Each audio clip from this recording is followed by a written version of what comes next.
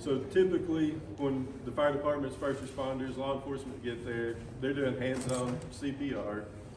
So you've got to have the right depth, the right rates to be able to compress that chest. So when you're compressing the chest, you're squeezing the heart, which is pushing the blood out. You got to let it recool so the blood fills back up into the heart. That's how you're moving oxygen. That's how you're moving the cardiac medications that the paramedics are giving. So if you're doing manual compressions, it takes about 8 or 10 compressions to build up enough thoracic pressure to move the blood through the system. As soon as you stop or interrupt that compression, your pressures fall back to 0 and you have to start all over.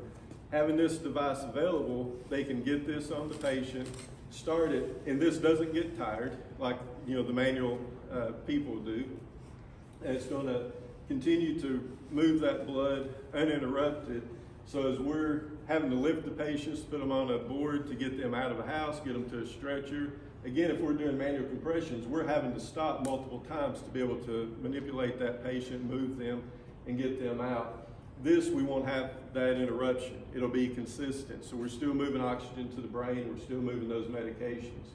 The safety factor is, again, we would have to take a fireman or an officer or somebody from one of these first responder agencies to go with us as we're transporting to the hospital. So if you can imagine being in the back of an ambulance, standing up with your knees bent, you're bent over to do compressions on a patient trying to go down the road in and out of traffic, around curves. It's very dangerous to have that happen. Again, with the safety aspect, this is going to be able to take the place of that person who's having to stand up in the back of an ambulance trying to go down the road.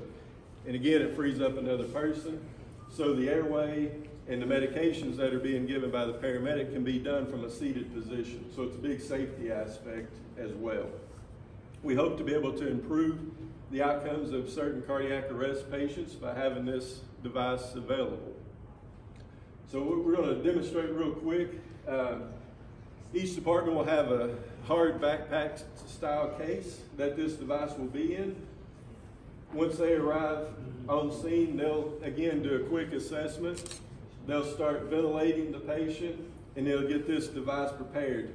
You've got this orange board that goes underneath them to make a hard surface so that when you're doing the compressions, it's in proper placement. The top portion, the white and the gray, snap together. And then you have this large suction cup device that goes in the center of the chest.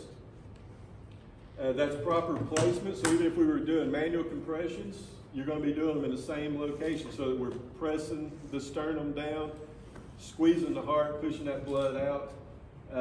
Once they get that snapped together, they drop the suction device onto the chest, and it's ready to go. They hit the start button, and now you're starting compressions on this patient. You get the proper depths that are monitored by the device itself.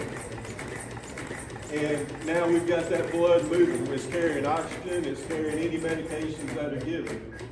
So again, we don't have to stop this now. Once that's started, until we get a return of pulses, hopefully, or until we arrive at the emergency room, we're going to be able to continually move that blood throughout the system of this patient.